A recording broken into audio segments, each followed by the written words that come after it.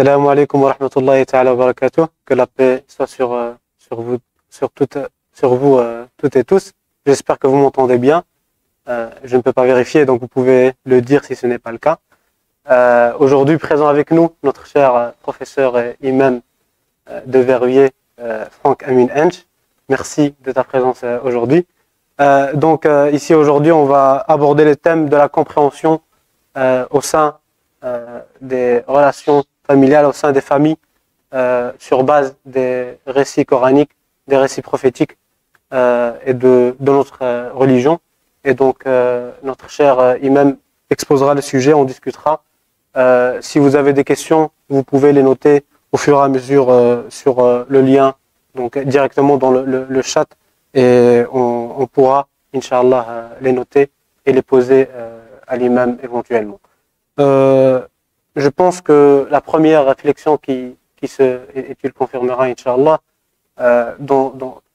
derrière l'idée de parler de la compréhension dans la famille, c'est dire qu'il y a des besoins tant au niveau des enfants que des parents, et que finalement, ces besoins-là, pour qu'ils soient compris mutuellement, on doit avoir un dialogue, on doit avoir de la communication au sein d'une famille.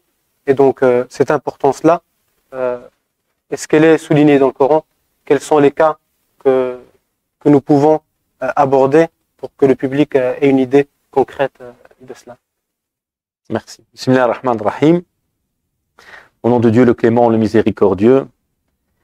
Donc la thématique évidemment de la communication au sein de la famille est une thématique importante. Alors, je ne suis pas du tout un spécialiste de la famille, donc je suis là plutôt pour apporter mes modestes réflexions sur cette thématique. Alors le dialogue, évidemment, c'est la clé. Et pour qu'il y ait un dialogue, il faut toujours qu'il y ait deux personnes.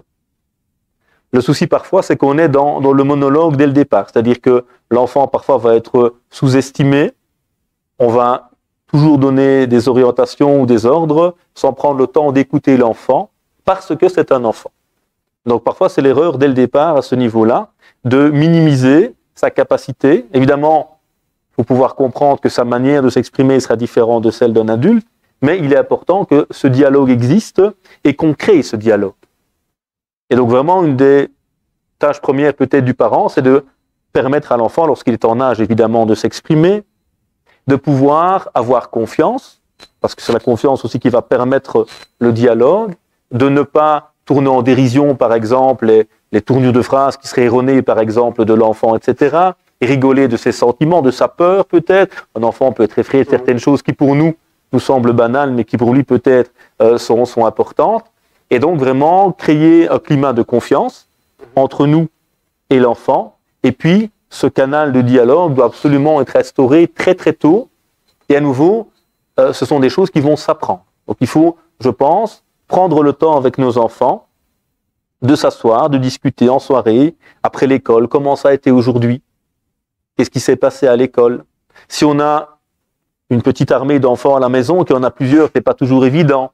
Essayez aussi en tant que parent, par exemple, pour instaurer le dialogue, de créer un climat propice et peut-être de dire, voilà, mes enfants, je vais un quart d'heure avec lui dans sa chambre avant de dormir, je prends un peu de temps de discuter, l'autre, c'était juste après l'école. Bref, avoir des moments aussi d'intimité où moi, en tant que parent, je peux, avec l'enfant, justement, créer ce lieu propice au dialogue.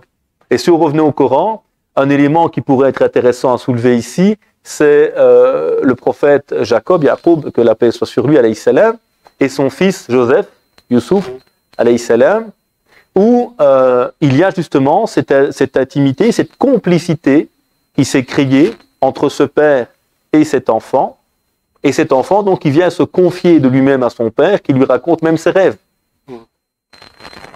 Alors moi, mes enfants, ils ont découvert un jeu vidéo, dont je tairai le nom, auquel je pige rien. Mais alors mon fils, il est tellement content, le petit, il me raconte. Alors tu sais, il y a le tel bonhomme qui a fait ça avec nous, alors tu le regardes, alors tu fais semblant d'être avec lui, parce que... Mais voilà, personnellement, je ne comprends pas tout ce qu'il raconte, mais je sais que pour lui, c'est un moment qui est important, parce qu'il va pouvoir s'exprimer. Et donc Youssouf ici, même un rêve, il vient pouvoir l'exprimer avec ce père qui est attentif, qui est à l'écoute, et qui a pu créer ce canal justement avec l'enfant. Donc c'est vraiment un élément, je pense, qui est central c'est de créer un climat propice, la confiance et d'initier l'enfant au dialogue. Et ici, quand on prend par exemple, si on veut rebondir sur l'histoire de Yaqub et Yusuf alayhi salam, il y a aussi cet élément de comprendre les sensibilités de l'enfant. Et il y en a certains qui l'interprètent ainsi, le fait qu'il ne va pas désigner ses frères de manière explicite via le rêve. Certains disent que le père lui-même a compris qu'il parlait de ses frères, mais donc finalement, dans la famille, il doit y avoir connaître son enfant de manière à ne pas l'obliger nécessairement à dire certaines choses, mais savoir quand il est dérangé, quand il ne l'est pas. Donc je pense que ça aussi, c'est quelque chose à tenir en compte. Parce que l'enfant ne se sent pas toujours nécessairement confiant, et donc parfois, je pense qu'on n'est pas obligé de lui faire dire certaines choses, mais juste essayer de le mettre à l'aise, faire comprendre que nous avons compris ce qu'il veut communiquer comme message. Oui, donc je pense qu'il y a cette importance de la communication à nouveau, et puis de prendre en compte peut-être aussi, c'est pas le nom qui compte, un tel m'a ennuyé, papa. Moi, ce qui compte, c'est l'acte en lui-même qui est à critiquer pour ne pas mettre le doigt à nouveau sans doute sur la personne. Et puis dans la nécessité de cette compréhension mutuelle, de se rendre compte évidemment en tant que parent ou en tant qu'éducateur que chaque enfant est différent. Il n'y a rien de pire que la comparaison incessante. Oui, mais ton grand frère, il n'était pas comme ça. Et ton grand frère, il a réussi lui. Et donc évidemment, on crée à ce moment-là, involontairement, une forme de jalousie peut-être au sein de la famille. Et donc il est important de se rendre compte, et ceux qui ont des enfants le savent évidemment, que chaque enfant est une histoire particulière, est une personnalité particulière, et malgré la présence d'un père et d'une mère qui sont les mêmes, d'un milieu qui est identique, d'un processus éducatif qui est quasiment le même, on se rend bien compte évidemment qu'il y a des différences. Et donc l'importance aussi pour les parents de se rendre compte que chaque enfant que j'ai est un enfant unique, avec sa singularité, et là toute la nécessité peut-être aujourd'hui d'essayer de comprendre la personnalité de cet enfant. Et de pouvoir justement à travers cela comprendre et faire comprendre à nos enfants, parce que là aussi c'est le problème parfois. Ouais. C'est que chez mes enfants par exemple, qui sont tous les trois différents, il y a des choses qui marchent avec le grand, qui ne marchent pas avec le petit.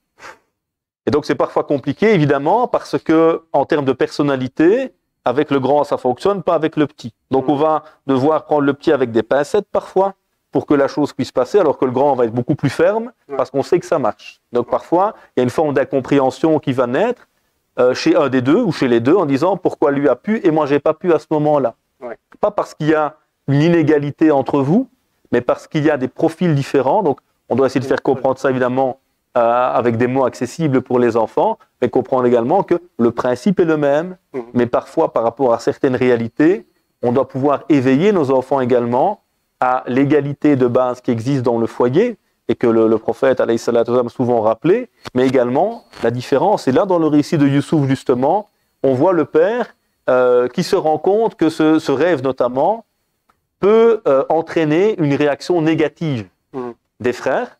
Et donc, qu'est-ce qu'il lui dit? N'en parle pas à ceux-ci. Oui. Voilà une information qui va rester entre toi et moi, et qui est peut-être...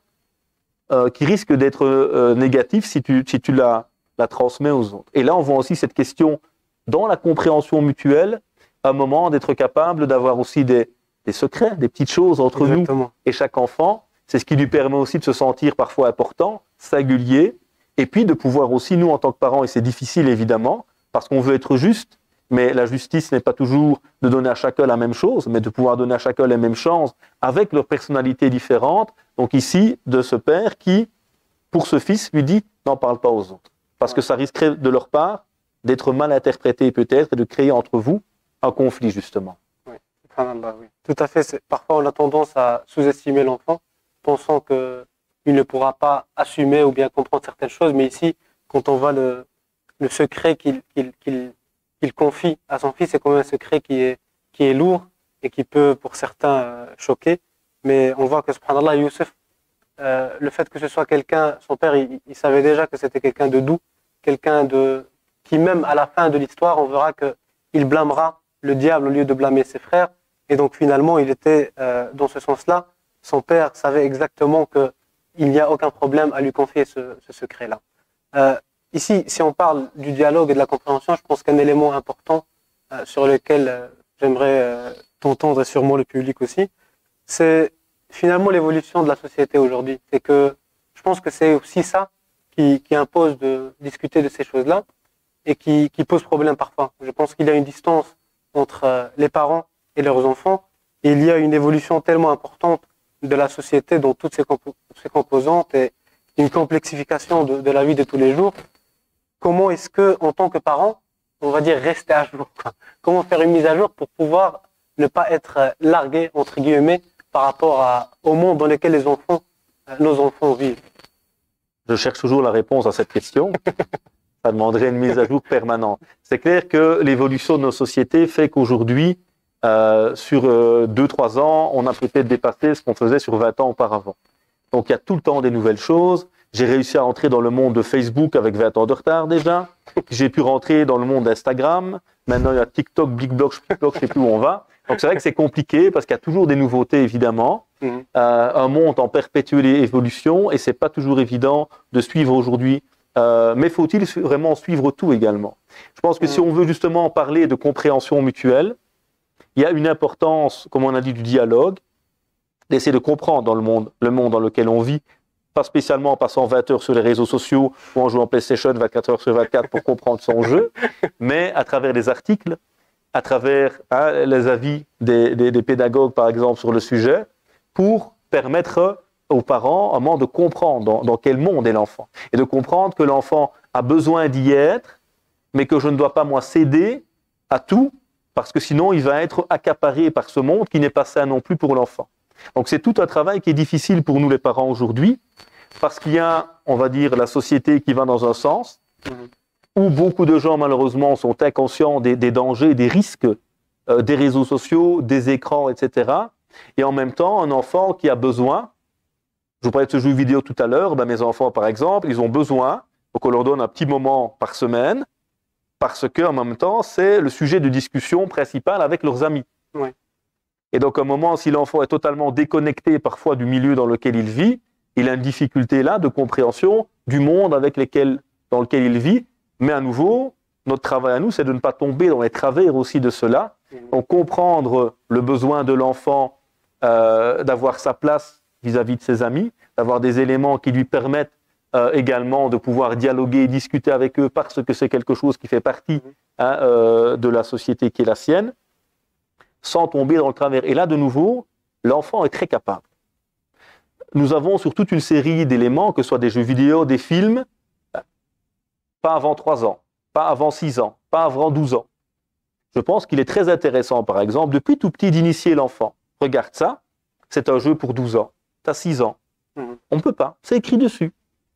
Ce film, tel jeu vidéo, c'est 18 ans. À 18 ans, pas de souci, Inch'Allah, on pourra jouer ensemble. Mais c'est un jeu qui n'est pas adapté à ton âge. Et on va voir que l'enfant va très facilement intégrer ce genre de choses, lorsqu'à nouveau, ces choses sont rationnellement expliquées. L'enfant est très intelligent, très capable de comprendre. Mais notre souci à nouveau souvent, c'est qu'on va dire non, tu peux pas, sans expliquer. Ouais. Alors évidemment, l'enfant n'est pas toujours très heureux. Mon pote, lui, joue pratiquement 12 heures par jour sur la PlayStation, et moi, je peux jouer une demi-heure par jour. C'est pas juste. Mais de nouveau, en expliquant, il sera peut-être pas toujours satisfait de la décision qu'on a prise, mais elle est compréhensible. Et donc, à un moment, je pense que c'est beaucoup plus facile à ce niveau-là de permettre à l'enfant de se construire, de toucher un petit peu à ce qui fait sens pour les jeunes de sa génération, sans tomber dans les travers, mais ça demande évidemment pour nous les parents de revenir vers des spécialistes. Et je pense que dans nos discours aujourd'hui, dans les mosquées notamment ou ailleurs, on a besoin de ne pas se limiter aux théologiens, mais d'amener des pédagogues, des psychologues, etc., utiliser les neurosciences, tout ce qui peut nous apporter des éclairages nouveaux sur l'éducation de nos enfants, l'accompagnement de ceux-ci, et avant tout nous en tant que parents, parce que la clé est toujours le parent. Le parent qui se laisse dépasser, le parent qui laisse l'écran devenir la norme. À nouveau, tu le citais tout à l'heure, c'est difficile d'avoir du dialogue quand nos enfants sont accaparés par des écrans. Exactement. Donc à un moment, il faut nous-mêmes nous auto-éduquer. L'écran doit être mis de côté ou clairement expliqué avec des moments bien particuliers. Et puis, à nouveau, créer ce climat. Parce que l'écran est souvent aussi ce qui cache l'absence de dialogue, l'absence de moments, des histoires. Les histoires sont un élément central et fantastique, par exemple, qui permettent de faire passer énormément de messages. Les histoires, de manière générale, les histoires des prophètes, évidemment, mais, j'aime pas dire moi parce que je suis nul et je ne suis pas un exemple, mais moi j'ai créé un monde imaginaire avec mes enfants, par exemple, et je vous garantis, il n'y a rien qui est plus fort que ça. Alors j'ai des personnages que j'ai inventés, il y a toute une... voilà, et mes enfants, ça c'est toujours l'histoire number one. Tout le reste, oui ok, mais on préfère celle-là. Oui. Alors, qu'est-ce que je fais toujours à travers cette histoire? Donc il y a des héros, il y a la méchante dans l'histoire, etc. Et à chaque fois, mon bilan de la journée, ou les lacunes ou les problèmes que j'ai pu analyser dans nos relations durant la journée, hop, est traduit à travers une histoire qui essaye de corriger justement ce souci. Donc le récit restait quelque chose de très important, mais c'est à nous de créer cela. En donnant du temps, en décrochant nos enfants des écrans, on va permettre à l'enfant de développer son imaginaire et dans le dialogue justement, dans la communication, de pouvoir faire qu'il y a des moments, pas de téléphone à table, du temps en soirée pour discuter selon l'âge de chaque enfant. Donc ces processus vont permettre justement de créer un dialogue naturel et de permettre à l'enfant, tout en gardant la stature du parent qui reste, on va dire, une référence aussi en termes de discipline, mais une proximité qui permet aussi à l'enfant, comme l'a fait Youssouf, comme on l'a cité, même son rêve, même ses jeux vidéo, même des choses banales, il me les confie. Et si je n'arrive même pas à ce qu'il se confie sur des choses aussi simples, comment espérer qu'il vienne me confier les grands problèmes qu'il peut avoir ailleurs?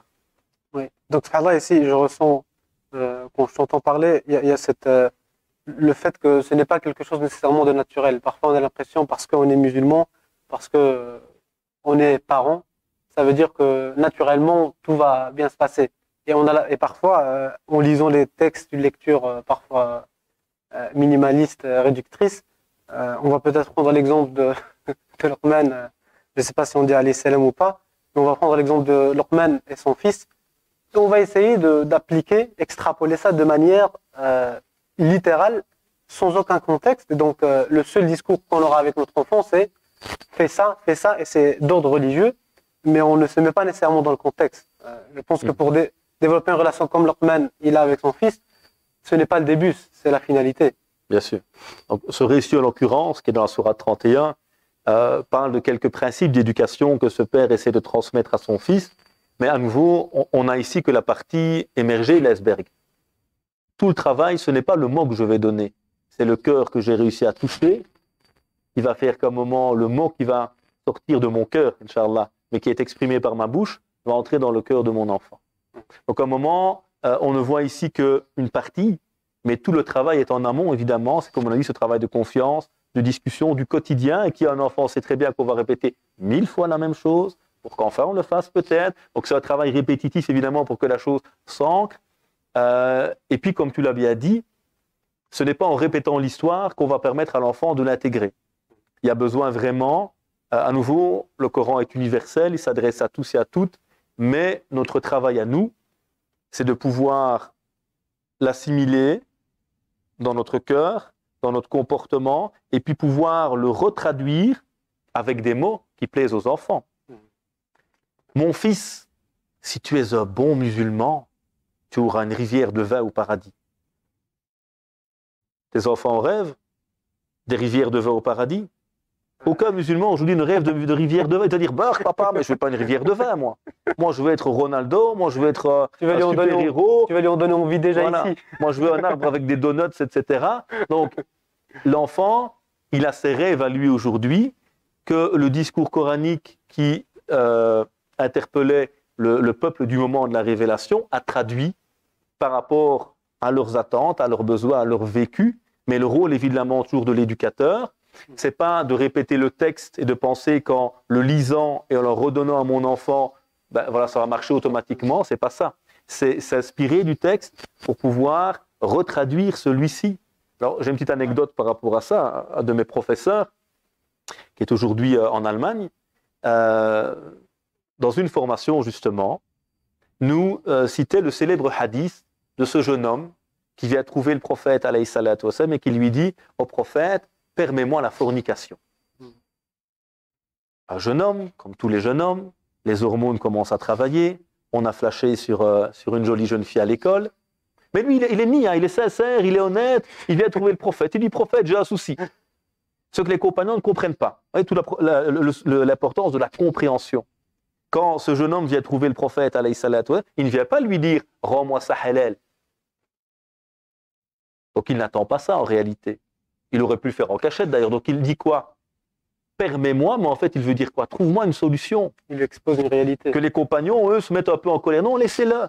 Viens tout près de moi. Et jamais un discours moralisateur. Jamais de jugement. On va essayer de comprendre et déconstruire. Que fait le prophète, alayhi salatu wassalam? Il ne discute pas avec un enfant ou un jeune dans l'absolu, mais il discute avec un jeune dans la société du moment de la révélation, c'est-à-dire un arabe. Dans la culture duquel l'honneur familial, c'est central. Et le prophète, qu'est-ce qu'il fait? Il utilise cette fibre. Atuhibbu li ummik. T'aimerais ça pour ta mère? Le gars, tu le piques dans le cœur. Prophète, jamais j'aimerais ça pour ma mère. Les gens aussi n'aimeraient pas ça pour leur mère. Tu as raison, prophète. T'aimerais ça pour ta sœur. Donc chaque fois, il le pique en fait pour lui faire comprendre que ce besoin ou ce ressenti est humain et naturel, mais tu n'aimerais pas que les autres le fassent. Donc on essaie de le faire comprendre. Et donc en Allemagne, donc mon cher me raconte cette anecdote, hein, un père dont l'enfant a grandi en Allemagne et qui est très marqué par la culture locale, le jeune homme a flashé sur une copine à l'école. Il dit, papa, moi j'ai envie de sortir, elle est chouette la fille et tout, on ira ensemble au cinéma. Et le père, il dit, bon, écoute, nous en islam, il y a un certain cadre, il y a le mariage, etc. Je vais te ramener chez l'imam. Et l'imam, tout content, il dit, waouh, le hadith. Qu'est-ce qu'il fait? Il ressort le hadith, mais il n'a pas la capacité de quoi? De le traduire dans le langage du jeune de cette époque. Et qu'est-ce qu'il lui dit? T'aimerais ça pour ta mère? Qu'est-ce que le jeune lui dit? Elle est libre, elle fait ce qu'elle veut, ma mère. Et là, l'imam, il reste sans voix, il ne sait plus quoi dire. Parce que ce jeune, il a grandi dans une société très, très individualiste, où chacun fait ce qu'il veut. Ouais. Et donc, cet honneur familial qui était central, cette honte pour la famille qui allait marquer le jeune à l'époque du prophète, n'est pas du tout la mentalité du jeune qui est face à cet imam. Donc ici, on a reproduit un récit, un exemple prophétique et pas coranique, mais sans comprendre qu'en fait, ce qui compte, c'est le principe, et puis qu'à un moment, on doit peut-être habiller cela autrement, parce que nos réalités à nous ne sont pas les réalités du moment de la révélation. Donc l'éducateur, ne pas penser que la religion, voilà, ça marche comme ça. Dieu a dit, il faut prier. Il faut revenir sur le sens finalement, pouvoir communiquer ce sens à nos enfants. Communiquer ce sens. Et la base intellectuelle aussi, je pense. C'est quelque chose que j'ai l'impression qui revient, c'est-à-dire que du moment où on va vivre dans une société qui évolue, qui est totalement différente, il faut que l'enfant puisse avoir la base intellectuelle pour pouvoir, on va dire, faire le filtre lui-même, prendre les choix lui-même, mais à partir du moment où le sens lui est communiqué, le reste peut venir par soi-même. Mais ça commencera par les parents. Comme tu l'as dit tout à l'heure, on a l'impression parfois que tout est naturel. C'est pas vrai. Pourquoi est-ce qu'il y a des gens qui font un bac+8 pour apprendre les sciences de l'éducation? Et nous disons, c'est bismillah. Je ferai comme on m'a fait. Non. À un moment, on a besoin de se cultiver, d'aller vers des pédagogues, vers des personnes qui peuvent m'outiller également, comprendre la personnalité de l'enfant, etc., qui à nouveau ne sera peut-être pas la même d'un enfant à l'autre. Et à partir de là, essayer de mieux le comprendre et trouver les clés qui vont permettre également, parce qu'un enfant ne sera pas l'autre. Et même religieusement parlant. On va peut-être toucher un de nos enfants par un discours beaucoup plus rationnel parce que c'est comme ça qu'il est, et l'autre, ce sera beaucoup plus par l'émotion que je vais pouvoir le toucher, donc cette importance-là. Et donc, nous former. Un pédagogue avait écrit un livre qui s'appelle « Le permis de conduire de l'éducation ». Et dans l'introduction de ce livre, il dit « Pour conduire un morceau de ferraille, j'ai besoin d'une formation théorique et pratique, et sans permis, j'ai pas le droit de conduire ma voiture, et pourtant, certains ont l'impression que pour éduquer un être humain, en plus celui qui est le plus cher à mon cœur, mon enfant, ça marche comme ça. Il suffira de dire bismillah et on y va. Donc il y a vraiment un besoin, effectivement, nous concernant, de nous former de lire. Il y a beaucoup d'ouvrages intéressants aujourd'hui également qui existent, que ce soit par des pédagogues musulmans ou non musulmans. Donc il y a plein d'outils aujourd'hui. Beaucoup, alhamdoulilah, de nos jeunes aujourd'hui, frères et sœurs, qui font des formations dans ces domaines-là et qu'on devrait inclure justement dans les réflexions, dans nos assemblées religieuses, où on aurait des psychologues, des pédagogues ou autres qui pourraient venir également nous aider justement à mieux nous comprendre, à mieux comprendre nos enfants et à la lumière du référent spirituel et de l'apport aujourd'hui de ce type de savoir, d'essayer de proposer les éléments les plus utiles. Parce qu'à nouveau, la religion est ce qui fait sens pour nous, mais la religion nous a toujours appelés dans le domaine du quotidien à nous-mêmes aller vers ce savoir, à le découvrir, à le développer.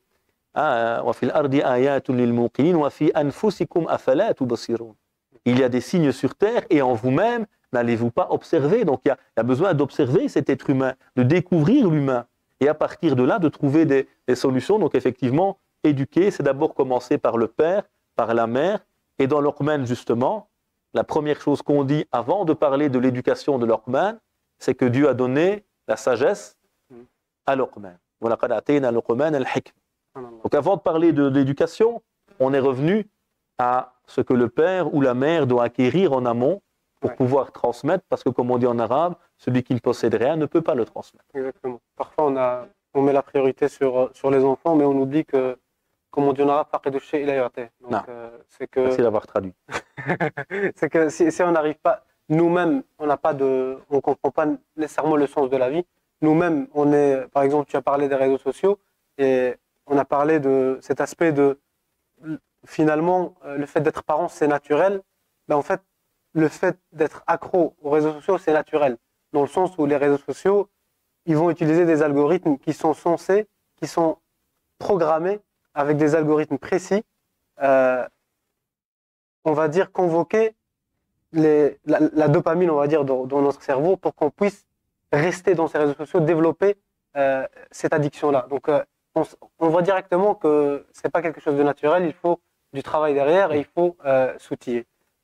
Maintenant, si on peut peut-être aller vers quelque chose de plus différent, parce qu'ici on a parlé de Luqman, on a parlé de Youssouf, je pense que c'est des exemples quand même que parfois certaines personnes peuvent dire ça a l'air utopique. On voit qu'il y a une bonne relation. Qu'en est-il par exemple de Noé alayhi salam avec son fils? Qu'en est-il de cette partie de si mon enfant n'est pas nécessaire. Allez, Nouh, je ne pense pas qu'on peut le blâmer sur les outils et sur les résultats, et pourtant on connaît tous l'histoire. Oui, Noé est un des grands prophètes, que la paix soit sur lui. Et pourtant, effectivement, son fils ne va pas suivre la voie, finalement, qu'il a essayé d'apporter à l'humanité. Alors, ça rappelle une chose importante à tous les parents. C'est que innaka la tahdi man ahbabt, walakin Allah yahdi man yasha. Tu ne guides pas qui tu aimes, mais c'est Dieu qui va guider qui il veut. Il y a un moment, et c'est ce qui est difficile en tant que parent, parce que beaucoup d'entre nous, on tombe, je pense, dans cette erreur, c'est qu'on a envie de nous rassurer, nous, plutôt que d'éveiller la spiritualité chez notre enfant. C'est beaucoup plus rassurant pour un parent musulman d'imposer la prière à mon enfant tous les jours, d'imposer à mon enfant un style vestimentaire depuis son bas âge, d'imposer. Alors je dis pas qu'on ne met pas un cadre, c'est normal, tous les parents le font évidemment. Mais parfois ça devient abusif, au point où on est rassuré. Ah, mon enfant, il prie depuis qu'il a 6 mois. Il est né, il priait. Donc j'ai l'impression qu'il... Voilà, il a toujours prié et en fait, je lui mets un cadre sans éveiller en lui l'amour peut-être de la religion. Donc c'est un cadre qui est rassurant pour moi, le parent, mais qui en fait va faire que l'enfant, lorsqu'il arrive au moment des choix, n'a peut-être pas été suffisamment outillé. Donc là, évidemment, rappelons-nous, nous ne maîtrisons pas les cœurs. Et l'important, mais c'est toute la difficulté évidemment, ce n'est pas toujours, même s'il le faut aussi, uniquement le cadre, c'est surtout de permettre à l'enfant de s'éveiller et de s'approprier. Mais à nouveau, voilà, donc même nous, Hassi n'a pas su le faire, parce qu'il ne possède pas le cœur.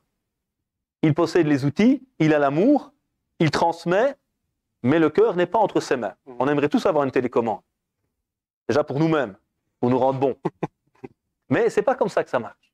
Et donc à un moment, toute la difficulté de l'éducation, aujourd'hui et depuis toujours, mais encore plus aujourd'hui, parce que auparavant, dans les sociétés plus traditionnelles, l'adhésion à quelque chose était naturelle.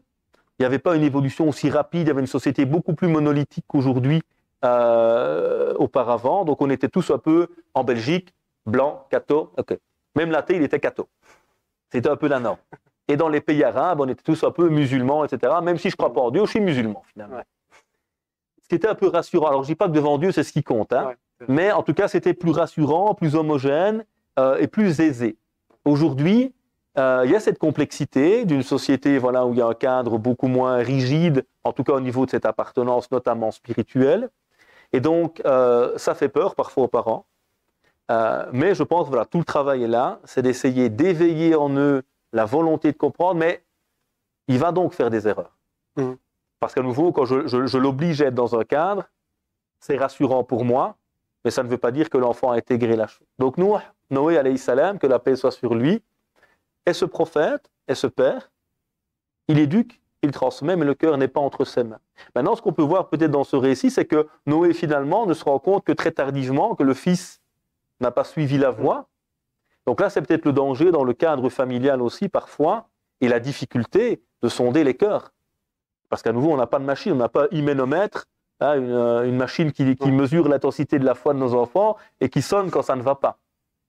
Donc là, à un moment, il y a cette importance pour nous, d'à nouveau, d'être dans le dialogue, et c'est parfois les événements, comme ici avec Noé. Malheureusement, pour lui, c'est un événement tragique, parce qu'il n'y a pas de seconde chance après celui-ci, mais on peut très bien transposer ça à nos réalités. Aujourd'hui, cet enfant qui est noyé parce qu'il n'a pas suivi la voie du Père, ou la voie de Dieu, évidemment, le Père n'en est que le transmetteur, nous sommes noyés dans d'autres choses aujourd'hui. Et donc, il est important de faire attention que nos enfants n'aient pas justement trop cette assurance vis-à-vis d'une société de consommation, vis-à-vis de les réseaux sociaux, etc., qui vont à un moment faire qu'ils vont être noyés dans ceci et peut-être se perdre. Donc là, le parent est à l'écoute et c'est parfois l'événement tragique, comme ici, qui doit nous éveiller. Et on espère évidemment que pour nos enfants, il y a d'autres chances que celles qu'il a eues, mais on peut aussi très facilement tomber, être noyé dans cette société qui nous fait perdre parfois le sens de l'essentiel, et notamment le sens spirituel de notre vie. Et donc là aussi, le parent, ce n'est pas non plus parfois de faire de l'échec une catastrophe. Moi, j'ai vu beaucoup de gens dans mon suivi spirituel qui se sont reconstruits spirituellement, qui, de par une éducation justement trop figée, n'ont pas donné à l'enfant la capacité de réfléchir, de vivre sa foi. Et donc, on a imposé un modèle qui a parfois dégoûté d'ailleurs le jeune. Et puis, ça dépend chaque personne, 25, 30 ans, d'autres, on a envie parce qu'on a ce besoin de spiritualité. Mais on ne veut pas l'islam de papa et maman. Ouais. Je ne veux plus l'islam moralisateur, l'islam du halal et du haram, l'islam de tirer en enfer si tu n'écoutes pas ton père ou ta mère. Surtout ta mère, parce que c'est 3 fois la mère avant le père. On aime bien toujours utiliser les textes religieux quand ils nous arrangent, évidemment. Il y a les 40 hadiths du mari, les 40 hadiths de la femme, les 40 hadiths des parents. Chacun a choisi les textes qu'il arrange en oubliant toujours les autres. Et donc, je vois ces personnes qui après se reconstruisent, qui veulent vivre, qui ont besoin d'une relation avec Dieu, mais qui parfois, par ce cas trop rigide justement, ont été parfois dégoûtés par l'éducation involontairement. Évidemment, le parent ne fait pas ça consciemment. Et finalement, c'est le sens qui ramène ces gens-là. C'est qu'ils ont compris le sens derrière. Et donc, le problème, parfois, c'est que on tait certaines choses. On ne discute pas nécessairement entre parents et enfants de la société dans laquelle on vit. Et les parents se confortent dans le sens où, tant qu'on n'en discute pas, c'est que ça n'existe pas. Et donc, je pense que ça, c'est pour ça que j'avais parlé, on va dire, de base intellectuelle. Et on le voit dans l'attitude d'Ibrahim alayhi salam, lorsqu'il parle avec son père, et on le voit dans la méthodologie, parce que tu as parlé tout à l'heure de méthodologie selon la personnalité. On voit que Ibrahim alayhi salam, dans un premier temps, il va parler avec son père de manière très très douce, très docile, vraiment, et on verra la réaction du père. Et puis par après, on verra que dans Surat An'am, je pense, Ibrahim alayhi salam va hausser, on va dire, le ton. Et ce que je retiens un peu de Ibrahim alayhi salam, c'est qu'à un moment donné, il dira pourquoi est-ce que j'aurais peur de vos divinités, alors que c'est vous qui devriez avoir peur de Dieu. Et donc, je pense que finalement, nos enfants, ce qu'ils doivent pouvoir ressentir et ce qui doit leur être communiqué, c'est que il n'y a pas autre chose qu'on ne peut pas obtenir dans l'islam et qui est dehors finalement. On va dire, dit comme ça, c'est un peu exclusif, mais je ne sais pas si tu vois le sens derrière ce que je dis. Là, j'ai raté la dernière partie. La dernière partie, tu l'as ratée. En fait, c'est dire que quelles sont les choses qui peut-être nos enfants vont être attirés par ces choses-là et qu'ils ne pensent pas que l'islam contient ces choses-là. Donc, pour moi, c'est une question que les parents devraient se poser, c'est de se dire pourquoi mon enfant voudrait-il autre chose que l'islam, voudrait-il quelque chose qui ne me semble pas bon. Peut-être que, allez, il est dans une autre idéologie juste parce que l'approche avec laquelle il a connu cette idéologie-là, c'était une approche de gentillesse, de miséricorde. Oui, enfin, ça me rappelle une rencontre où j'étais avec nos amis catholiques et une dame me racontait, elle était anciennement professeure de religion catholique, donc avait un élève musulman dans sa classe parce que c'était une école catholique. Et un jour, je lui dis, mais madame, c'est quand même chouette les cours chez vous. Vous pouvez pas m'apprendre l'islam, s'il vous plaît? Parce qu'à l'époque, madame, elle était sympa, pédagogue, un petit bonbon, etc. Donc, et puis à la mosquée, il y avait le free des années 70. Il y a le bâton qui va. Voilà, avec le bâton, ahmar, espèce d'âne, etc. Et donc, l'enfant, de manière très spontanée et naïve, disait, j'aimerais bien apprendre l'islam avec vous. Alors bon, c'est un peu la caricature ici qu'on a citée, hein, ouais. mais c'est triste évidemment de voir comment le message. J'ai une maman, ça c'est récent, ça, l'année passée, qui me dit j'ai 4 enfants de mémoire, les 2 plus grandes ont déjà quitté la maison et l'islam à cause de mon mari. Donc, d'après ce que j'ai compris, le père est dans une lecture de l'islam très très rigide, sans amour, sans explication, tout est interdit aux enfants dans la lecture que lui a. Et les jeunes filles, dès qu'elles ont eu 18 ans, elles ont pris leur bagage et bye bye. Bye bye papa, mais bye bye aussi ce que tu nous as soi-disant montré. Donc cette maman était venue m'interroger, est-ce que je dois divorcer de cet homme parce que j'ai encore 2 enfants et je ne sais plus quoi faire. C'est avoir un père et perdre sa foi, ou c'est ne plus avoir le père et préserver la foi des enfants. Donc voilà, et je ne pense pas que le père est mal intentionné. Mais malheureusement, évidemment, parfois ce type de comportement va créer du rejet. En sachant évidemment que, en tant que parent aussi, c'est important de comprendre que mon ressenti va être différent de celui de mes enfants. Les compagnons disaient déjà, à l'époque, que Dieu les agrée, au tabi'oun, donc la génération, c'est leurs élèves. On ne parle pas d'un gars qui est dans un bar en train de boire de l'alcool, ils parlent à leurs élèves. Donc des gens qui sont dans un processus spirituel et d'apprentissage. Il dit, vous faites des choses qui pour vous semblent minimes, mais pour nous, elles étaient aussi lourdes qu'une montagne. C'est pas du haram, évidemment, dont il parle. Le haram, il reste haram. Mais c'est le ressenti. Et on le voit, c'est là qu'on voit qu'on devient vieux. Quand on dit, nous, à notre époque, on faisait pas ça. On s'habillait pas comme ça. Et un foulard, ça se mettait pas comme ça à notre époque. On a toujours tendance avec le temps, avec l'âge aussi, à vouloir que l'enfant reproduise. On regardait pas des dessins animés. J'ai ça avec mes enfants maintenant. Certains dessins animés, qui sont pas vulgaires ni autres, mais voilà, moi, j'aimerais bien leur mettre les Schtroumpfs, Heidi, bref, les dessins animés qui nous ont fait grandir et qui nous semblaient. Avec en voile. Ouais, mais surtout ça peut voler déjà les Schtroumpfs à la base, donc ils sont très islamiques les Schtroumpfs. Ils font du bien, ils font pas de mal. Donc voilà, c'est parfois cette difficulté pour le parent de comprendre évidemment que à nouveau, je ne veux pas produire un clone qui ne va faire que répéter ce que je lui dis, parce qu'à nouveau c'est malsain et il risque, lorsqu'il est à l'âge adulte, de s'éloigner, parce qu'en fait on ne l'a pas outillé, préparé, mais je dois construire un individu, un futur adulte, capable de me répondre. Ça nous fait mal en tant que parents. On aime bien, hein, surtout certains, on a grandi dans l'idée de l'autorité parentale, etc. Donc un enfant qui répond, c'est dérangeant. Mais en fait non, c'est une qualité, même si elle est parfois dérangeante, je peux l'entendre. Oui. Mais c'est que l'enfant justement a son propre opinion, est capable de réfléchir, est capable de répondre. Et donc là on crée, on aide en tout cas un enfant à avoir sa propre position, et même dans la religion. Parce que qu'est-ce qui nuit à nos jeunes aujourd'hui? C'est cette incapacité d'analyse, de critique. Et donc dès qu'on vient avec un discours populiste où on joue un peu sur les émotions, Allahu Akbar, ah oui, Allahu Akbar. Et c'est celui qui crie le plus aujourd'hui, ou qui fait le plus le buzz. Donc un imam aujourd'hui, et la qualité de son discours théologique ne se mesure plus au savoir qu'il véhicule, mais au nombre de likes qu'il a fait. Et donc c'est une culture très malsaine, évidemment, au niveau religieux également. Et là, quand on revient au récit, on voit Abraham, par exemple, que la paix soit sur lui, lorsqu'il a dans ce songe, il se voit en train de sacrifier son fils, qu'est-ce qu'il fait? Il va interpeller celui-ci. Qu'en penses-tu? Donc il vient dialoguer, il vient discuter, il vient voir son opinion. Et donc ça, c'est toute une construction qui a été faite auparavant et qui est essentielle dans l'éducation, justement, c'est que l'enfant soit notre partenaire.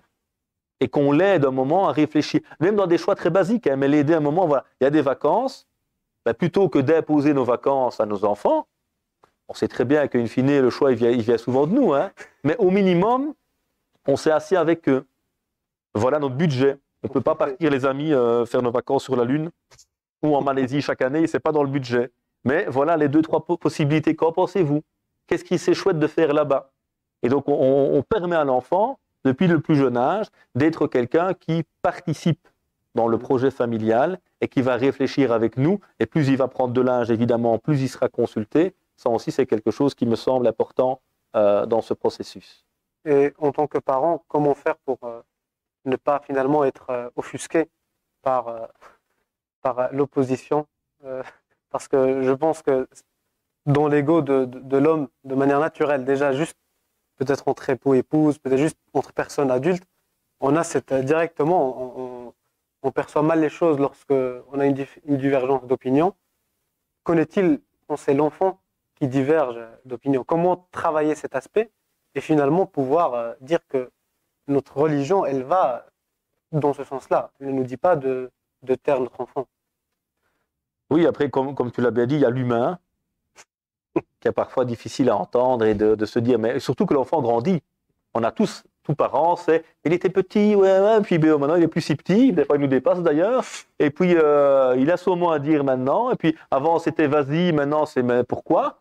Ben non, donc c'est vrai que c'est toujours un peu perturbant parce que déjà on a été habitué à avoir une position dominante en tant que parent, avoir un enfant plutôt docile, enfin tout dépend les profils, certains sont jamais très dociles en réalité, mais bon. Mais voilà, plus il grandit, plus il va s'affirmer évidemment. Ça demande une certaine patience, ça demande aussi pour nous, je pense qu'un projet de famille, un projet de couple d'abord et un projet de famille est quelque chose qui doit tout le temps être revu. On va le faire dans le business, par exemple. On va se lancer, je sais pas moi, on s'est lancé dans tel produit. Tous les X temps, on va faire un bilan. Est-ce que ce produit est encore à jour? Tiens, les ventes baissent. Donc, il faut peut-être réactualiser le produit ou diversifier. Et malheureusement, au niveau du couple ou de la famille, c'est des choses qui se font rarement. On s'est fait un petit rêve dans notre tête. Avant que l'enfant soit là, il sera comme ça. À 12 ans, il est ici. À 13 ans, il a fini d'apprendre le Coran. À 14 ans, il est comme ça. À 18 ans, il va à Harvard. À 24 ans, il est ça. Là, on s'est fait un film dans notre tête.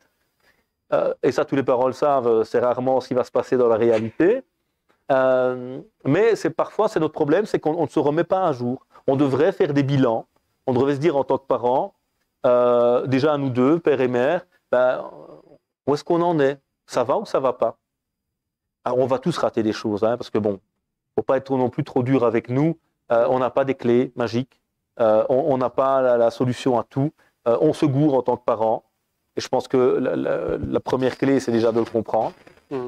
Alors avec nos enfants, quand ils commencent à avoir de la personnalité, c'est bien, il faut qu'on patiente. Parfois on s'énerve, parfois on n'est pas d'accord. On rappelle qu'il y a un cas, c'est quand même nous qui le fixons en tant que parents, c'est pas eux de le fixer, ça c'est sûr, même si on peut en discuter. Et puis ce qui est aussi intéressant, je pense, à faire, c'est de reconnaître aussi parfois nos erreurs. Si dans la discussion, mon nefs, mon petit ego me dit « j'ai raison, il a tort », parce que je suis le père et c'est le fils. Ça arrive, on est humain. Rien ne m'empêche, quand je fais ma prière, quand j'ai ce moment de déconnexion, justement, où j'essaye de revenir à Dieu, de revenir vers moi-même, d'être dans la modestie de cette prière, dans ce pardon, dans cette paix qui termine celle-ci, de me dire « ouais, j'ai foiré ». Et je pense que c'est très constructif quand je vais trouver mon enfant et je lui dis « écoute, tout à l'heure, tu avais raison et j'avais tort ». C'est quelque chose, je pense que, ça permet à l'enfant de se rendre compte, on est tous humains. Les parents ne sont pas parfaits. Bon, certains sont un peu plus que d'autres, mais on ne va pas le dire à tout le monde. Mais voilà, notre enfant va découvrir que mes parents sont quoi? Comme moi. Ce sont des êtres humains. Des êtres humains. Et donc que la faute, elle est humaine, elle est normale, et qu'à un moment, nous aussi, on se trompe. Mais c'est à nous, un moment, justement, de permettre à l'enfant de comprendre que l'erreur va venir de tous, notamment de nous, mais qu'on a cette capacité à ne pas être orgueilleux, à reconnaître celle-ci, et donc de permettre à l'enfant à un moment aussi, lui, de comprendre. Donc c'est pas évident, effectivement, quand l'enfant, et à nouveau, des personnalités sont différentes, certains ont des parents avec des personnalités fortes déjà à la base, donc ils héritent parfois cela d'eux. Je connais bien ces situations personnellement, et donc c'est pas toujours évident, parce qu'il y a beaucoup de répondants, mais voyons toujours le côté positif, c'est qu'un enfant qui a du répondant est un enfant qui est capable à l'extérieur, justement, de dire non. Et qui est sincère. Et qui est sincère, et en tout cas qui a cette capacité à avoir son opinion propre et à ne pas donc céder. Et dans une société comme la nôtre, c'est difficile, surtout à l'adolescence. On sait très bien que justement, parmi les besoins que je dois comprendre chez l'enfant, c'est qu'étant petit, c'est le besoin d'appartenir à la famille, et puis vers l'adolescence, c'est le besoin d'appartenir au groupe, au clan. Et donc, si l'enfant n'est pas préparé, là de nouveau, c'est toute la compréhension de l'enfant. Et tout ça doit être fait en amont. Nous, notre souci à nous, on débarque à la mosquée, voilà, ma fille est enceinte, qu'est-ce que je fais? Elle a 14 ans et demi. Ouais. On s'y prend très tard. On s'y prend trop tard. Et ça, c'est le souci parfois, c'est que beaucoup d'entre nous, dans nos couples, c'est la même chose, dans beaucoup de choses. On a tendance justement à ne pas prévoir. Après, on est humain, on ne sait pas tout prévoir. Mais un minimum, j'ai un enfant, j'achète un bouquin, voir qu'est-ce qu'un enfant, comment je vais me marier, comment, c'est quoi le mariage, c'est quoi ses principes, quels sont les outils que je peux essayer de développer. Donc ça, c'est des éléments également qui sont importants, je pense, pour mieux comprendre l'enfant et éviter les problèmes qui peuvent se passer en amont. Oui, tout à fait. Ici, je pense qu'on rapproche petit à petit de la fin. Donc, j'invite le public, s'ils ont des questions, à formuler celles-ci, soit via Rachid, soit sur le lien de poser les questions. Je vais mettre le... Ok, donc...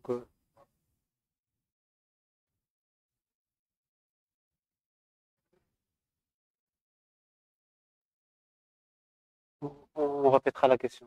On peut répéter la question, il n'y a pas de souci.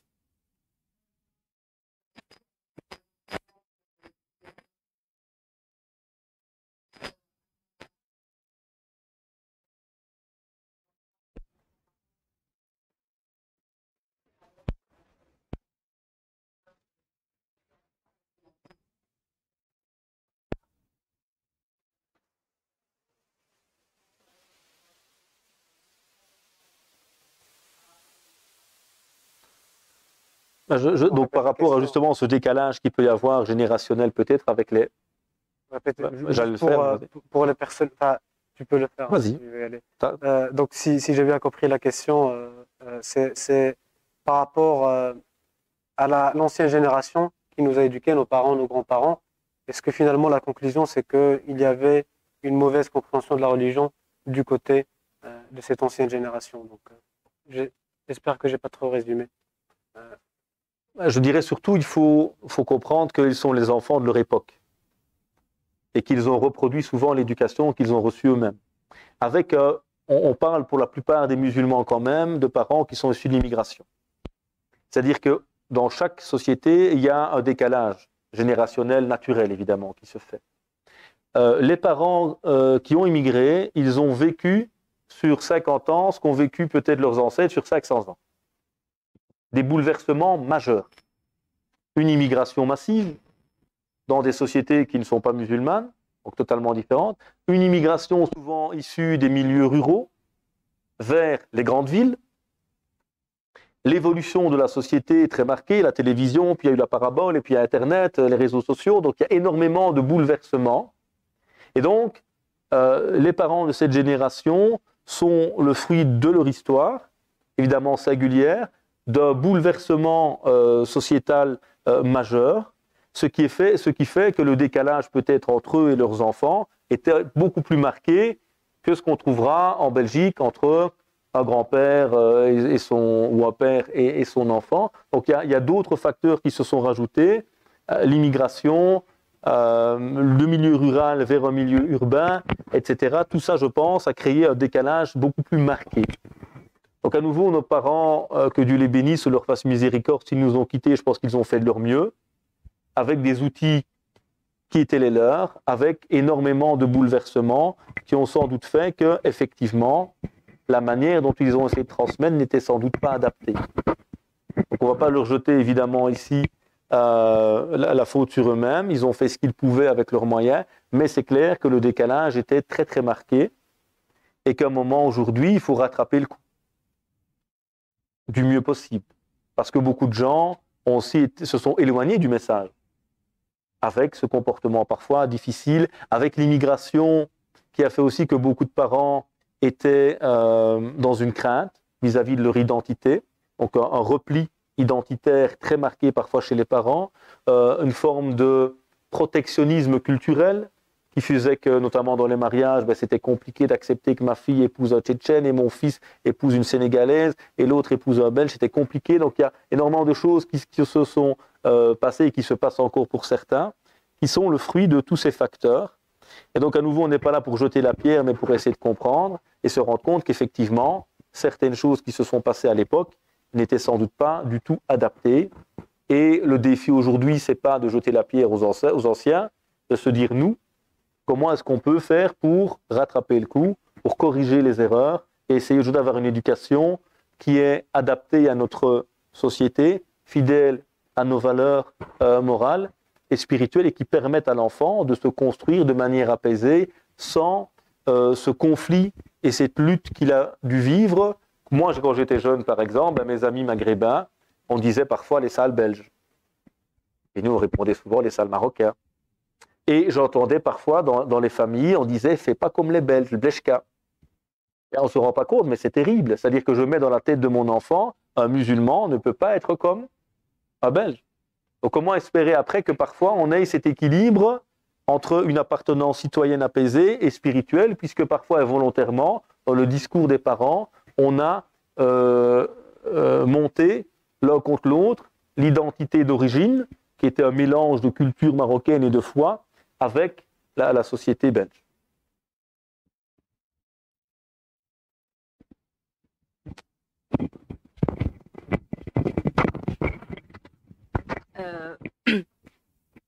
Par rapport à ce que... Donc voilà, je reprends ce que vous dites.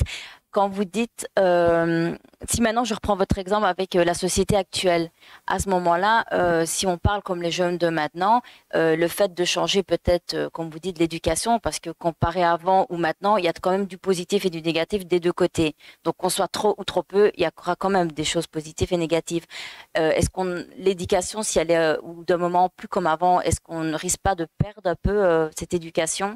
Ou de perdre un peu le jeune, le fait de lui laisser peut-être maintenant, même s'il y a beaucoup de communication, un peu trop de liberté justement dans tout domaine, même s'il y a quand même un cadre derrière, parce qu'on va pas dire non plus à nos enfants, ben oui, reprenons l'exemple que vous avez dit avec le jeune qui veut, donc qui a été trouvé le prophète là, si maintenant on le fait maintenant, ben on va pas lui dire, donc si je prends ce que vous avez dit, à l'heure actuelle, on va pas lui dire, ben oui, va juste regarder quelques films sur le net et puis tu reviendras vers moi si tu as compris. Vous voyez ce que je veux dire? Donc, à ce moment-là, je trouve un peu qu'on perd certaines choses, alors, non? Tout le défi, c'est toujours l'équilibre. Et l'équilibre, c'est la chose la plus compliquée. Donc, à un moment, évidemment, les valeurs sont universelles et intemporelles. Donc, il faut essayer de les préserver. Après, c'est l'enveloppe qui va changer. C'est améliorer. Parce que, voilà, je pense que chacun d'entre nous, on cherche à grandir. Chacun d'entre nous, on essaye d'apprendre. Tout le monde n'a pas eu la chance d'avoir un père qui le prenait dans ses bras, qui lui disait « je t'aime », qui parlait avec lui. Donc moi, à un moment, je ne vais pas reproduire ce que mon père a fait, par exemple, si c'était le cas. Et je ne dis pas cela pour dire qu'on est meilleur que lui. Mais voilà, il est le fils de son époque, d'un milieu plus rude sans doute, où les sentiments ne s'exprimaient pas. Mais nous, en tant que parents aujourd'hui, ces erreurs qui ont été commises, de par le parcours qui est le leur, on va essayer de ne pas les reproduire. Ça ne veut pas dire évidemment qu'on va laisser tout faire. À nouveau, comme j'ai dit, il faut un cadre, il faut de l'alternative. Il faut qu'à un moment, nous, on soit toujours aujourd'hui, encore plus qu'avant peut-être, dans la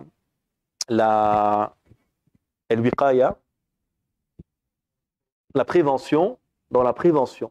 Il faut qu'on prépare notre enfant. Et je pense franchement que ça marche. Même s'ils ne sont pas toujours satisfaits de tout, on doit pouvoir gérer les écrans. Si on se laisse aller, évidemment, on va être battu. Donc, il faut que nous, on instaure dans la famille depuis le départ, il y a un temps limité par rapport aux écrans. Il y a des choses qui ne se regardent pas. C'est chez nous, c'est comme ça. Mais il faut de l'alternative, il faut des choses qu'ils puissent regarder avec nous, il faut des choses intéressantes pour eux, il faut donner beaucoup de temps à nos enfants. Et là, il faut nous organiser.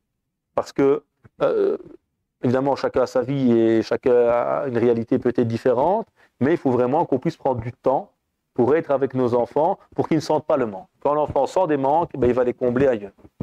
Donc à nouveau, on ne dit pas qu'il faut être à l'inverse totalement de tout ce qui était bon avant, on va le garder, on va améliorer les lacunes, et puis nos valeurs doivent rester, mais elles vont devoir s'habiller d'une méthode nouvelle, d'une prise en compte d'une réalité nouvelle, et à un moment, voilà, on ne peut pas faire autrement. On rêve, enfin voilà, moi je suis dans l'ancienne école sans doute, moi je rêve toujours d'un enseignement traditionnel, classique, devant des gens. Peut-être que les jeunes d'aujourd'hui vont dire, bah non, moi j'apprends plus facilement devant un écran. Pour moi, ça reste anormal. Mais peut-être que lui me dira, ben non, moi j'apprends bien mieux de cette manière. Voilà, il faut apprendre aussi que les choses évoluent, tant qu'on met un cadre, tant qu'on avance avec eux, et surtout qu'on donne du temps et des alternatives à ceci.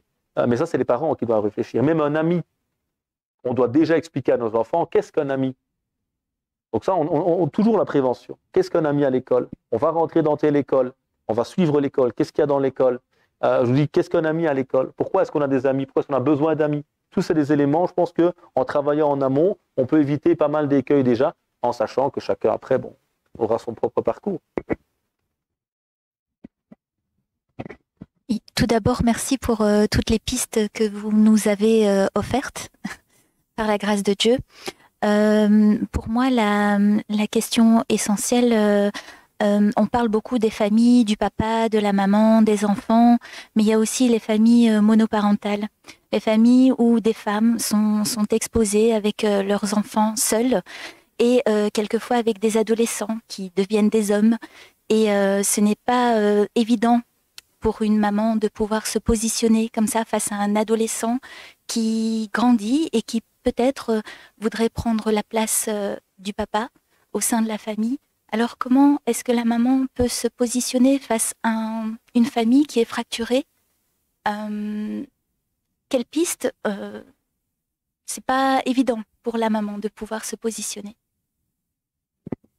Donc là, la question est entendue. Hein. Oui, évidemment, j'étais quand même, tout en étant réaliste, un peu dans un idéal. C'est clair qu'aujourd'hui, on a de plus en plus de familles monoparentales, de familles recomposées. Donc, il y a une redistribution des cartes aussi concernant la famille traditionnelle qui bouleverse un petit peu certaines choses que j'ai pu citer. Et là, c'est clair qu'il y a des difficultés, que ce soit dans une famille recomposée, parce que voilà, c'est le beau-père, c'est pas le père. Donc, est-ce qu'il a la même autorité? Est-ce que la maman accepte qu'il dise à des enfants qui ne sont pas toujours les siens ce qu'elle accepterait si c'était le géniteur de ceux-ci? Quand je suis une maman seule avec 2-3 enfants, dont des adolescents qui font 3 têtes de plus que moi, c'est pas toujours évident, ça c'est sûr. Je pense qu'on doit essayer de construire peut-être aussi aujourd'hui un travail collectif qui permet de combler peut-être certaines lacunes. Le scoutisme musulman peut être quelque chose d'intéressant par ailleurs. À nouveau, moi je suis beaucoup dans la prévention. C'est difficile quand mon gamin il a 16 ans et qu'il y a déjà tout qui ne va pas, trouver des solutions. L'idéal serait toujours en amont.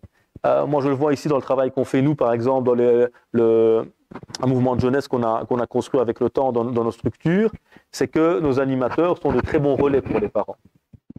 Et là, au moment, évidemment, c'est toujours plus facile parfois d'avoir un repère, notamment pour une maman seule, par exemple, d'avoir un animateur qui est respecté par l'enfant, qui est un homme, qui est plus âgé que lui et qui peut parfois être un relais, un modèle peut-être masculin dont il a besoin peut-être aussi dans sa construction personnelle. Donc essayer du mieux possible pour nous de créer un environnement le plus sain possible, d'avoir des soutiens, que ce soit dans un cadre de la mosquée, que ce soit, comme j'ai dit, un mouvement de jeunesse, etc., pour permettre à la maman seule à ce moment-là d'avoir des soutiens. Bon, c'est plus facile à dire qu'à faire, évidemment.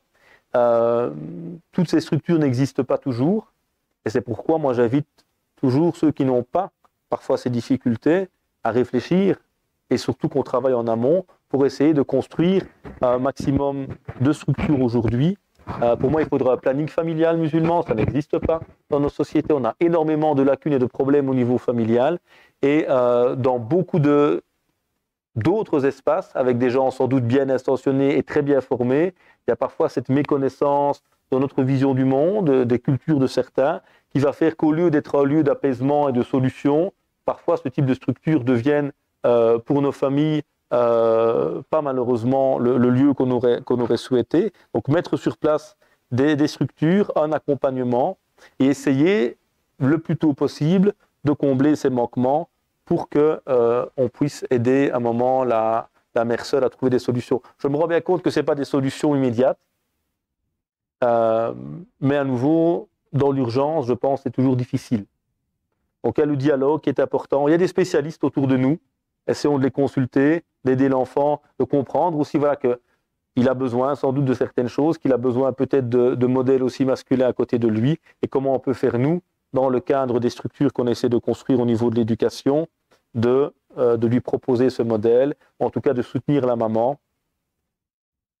C'est quelques réflexions qui sans doute ne sont pas suffisamment pratiques, mais... Je pense la source de l'espoir dans le cas ici dont on a parlé, où il n'y a que la maman, il n'y a pas le papa. C'est vrai que c'est un idéal, mais on a des histoires des prophètes, elles sont là pour une raison. Même si les prophètes sont des prophètes, ils restent des humains. Et c'est pour ça qu'on a ce lien avec eux et qu'on s'inspire d'eux. Et on a des exemples de prophètes qui n'ont pas eu nécessairement cette présence masculine telle qu'on la voit aujourd'hui. On a Moussa alayhi salam, on ne sait pas nécessairement son papa, on n'entend pas parler beaucoup de son papa. Et Isa alayhi salam, qui n'avait pas de papa. Le prophète sallallahu alayhi wa sallam qui a perdu son père avant même qu'il n'ait pas au début, quoi, avant qu'il ne naisse. Donc il y a cet espoir auquel on doit s'accrocher. Oui, l'espoir il est toujours là, les invocations sont là, heureusement, les invocations sont là. Mais je pense qu'il y a vraiment besoin aujourd'hui de se dire, et pas seulement pour la maman seule ou le père seul, parce qu'il y a les deux cas évidemment, de se dire nous en tant que communauté aujourd'hui, qu'il y a énormément de chantiers sur lesquels on va pouvoir travailler. Alhamdoulilah, on a des beaux murs aujourd'hui, on a évolué à ce niveau-là, donc maintenant l'important c'est de construire, et alhamdoulilah, je suis très heureux à chaque fois que je suis avec des étudiants et étudiantes de voir qu'il y a énormément de compétences qui sont en train d'arriver dans la communauté, donc c'est aussi conscientiser ces potentiels pour qu'ils ne soient pas simplement dans un développement purement personnel, mais qu'ils aient aussi qu'on fasse naître en eux cette conscience pour que chacun puisse apporter un soutien et qu'on construise à un moment une communauté, une société de manière plus générale qui sera un soutien pour ses mamans, pour ses papas, Inch'Allah. Une dernière question, Inch'Allah. Je vais rebondir par rapport à la réflexion de la sœur, par rapport à l'ancienne génération. C'est vrai qu'il est facile de juger l'ancienne morale avec les yeux d'aujourd'hui, alors que certainement si on était à leur place, il y aura de fortes chances qu'on soit dans la même optique parce que on est des êtres, on va dire, de nos sociétés. Et finalement, on a parlé beaucoup de la responsabilité des parents, ce qu'ils doivent faire, les outils, etc. Et c'est comme si on a tendance à déresponsabiliser les enfants. Et donc, ma dernière question, c'est quel conseil donner aux enfants par rapport à leurs parents? Alors, je vais quand même réinverser un peu la chose, parce que nos enfants resteront quand même toujours le fruit de ce qu'on leur a donné. Alors évidemment, devenu adulte, c'est différent, mais je pense qu'on doit « Man la yarham la yurham ». Quand ce bédouin dit très fièrement au prophète que la paix soit sur lui, « Moi j'ai 10 enfants, je ne les ai jamais embrassés. Moi je suis un vrai ». Et quand il voit le prophète qui avait embrassé ses petits-enfants, etc., comme si c'était une marque de faiblesse, cette attention et cet amour qu'il donnait à ses petits-enfants. Donc, nous, en tant que parents, c'est vraiment important de comprendre qu'on est en train de construire nos enfants et que si, depuis très jeunes, on les initie au partage, on a le respect nous-mêmes pour nos propres parents, on crée du dialogue avec eux, on donne du temps à nos enfants, on va aider ceux-ci à se construire dans une relation où les parents ont vraiment une place essentielle, évidemment, dans leur vie. Après, en tant qu'enfant, tout dépend de l'âge qu'on a évidemment, mais c'est vrai que plus on grandit, plus on a cette responsabilité vis-à-vis de nos parents également. Je pense qu'il faut se rappeler que ce sont des humains. Donc ils ont tous fait leurs erreurs, tout comme nous on fera des erreurs. Comme tu l'as bien dit, ils sont les enfants de leur époque. Donc à un moment, je ne peux pas en vouloir à mon père qui vient de tel ou tel milieu, qui a reproduit souvent ce qu'il a vu, ce qu'il a connu. J'aurais tellement voulu qu'il me prenne dans ses bras, qu'il me dise je t'aime, il l'a jamais fait. C'est pas par manque d'amour, mais voilà, il a grandi dans un milieu où on ne montre pas ses sentiments. Et donc je dois être dans le pardon aussi, dans la compréhension. Donc cultivons-nous, découvrons l'histoire de nos parents, quels qu'ils soient d'ailleurs, hein, parce que ça permettra aussi de comprendre pas mal de choses. Et puis bon, soyons dans la reconnaissance de ce qu'ils ont essayé de nous apporter, et que si nous sommes un adulte aujourd'hui épanoui, quelles que soient les erreurs qu'ils ont pu faire, ils font partie de notre chemin. Ils font partie de ce que je suis aujourd'hui. Et peut-être que l'erreur qui fut la leur à l'époque a fait de moi un meilleur adulte aujourd'hui. Et donc ça, c'est important également à ce niveau-là. Jazakallah pour ta réponse. S'il n'y a plus d'autres questions, je propose, Inch'Allah, de clôturer. En respectant, Inch'Allah, je pense, le timing à quelques minutes près. Même si on n'a pas respecté le début. C'est toujours comme ça. Merci à tout le monde, à toutes celles et ceux qui nous ont suivis aujourd'hui. Je demande à Allah Azza wa Jal qu'il bénisse nos relations, qu'il bénisse nos parents, qu'il les récompense pour les bons efforts qu'ils ont faits, qu'il les pardonne pour les erreurs et les fautes qu'ils aient pu commettre, qu'il nous permette toujours de regarder autrui avec cet œil de la rahma, de la miséricorde, de toujours se mettre à la place d'autrui avant de le juger, qui nous permette d'éduquer une génération qui portera le message, non seulement avec leur langue, mais également et surtout avec leur comportement, avec leur décence et leur sens d'honneur et de dignité. Qu'Allah fasse que finalement on se rapproche de l'exemple du prophète sallallahu alayhi wa sallam, connaît son amour dans nos cœurs, que son amour se ressente dans nos foyers, que nous soyons de ceux que Allah Azza wa Jal dans Surat Nur dit fi buyutin adina Allahu an turfa wa yudkara fiha ismuh, des maisons, des demeures où finalement Dieu a permis qu'elles soient élevées par l'invocation d'Allah Azza wa Jal, l'invocation du cœur et des langues. Nous demandons à Allah Azza wa Jal de nous pardonner pour nos péchés, de nos excès, de nos manquements, ceux perceptibles aux autres et ceux que l'on ne connaît que nous-mêmes et parfois que l'on ne connaît même pas. Nous demandons à Allah Azza wa Jal de guider cette communauté, de guider nos jeunes, de guider nos parents, de guider toute notre nation, tout notre pays, et de nous rassembler vers ce qui nous unit, sans pour autant devoir nous conformer, nous respecter dans nos différences, et nous demandons à Allah Azza wa Jal qu'il prie sur son prophète, qu'il le bénisse. Allahumma ya Rabb, aqulu qawli hada wa astaghfirullah wa atubu ilayh. Subhana rabbika rabbil izzati amma yasifun wa salamun ala al mursalin. Alhamdulillah rabbil alamin. Jazakumullah.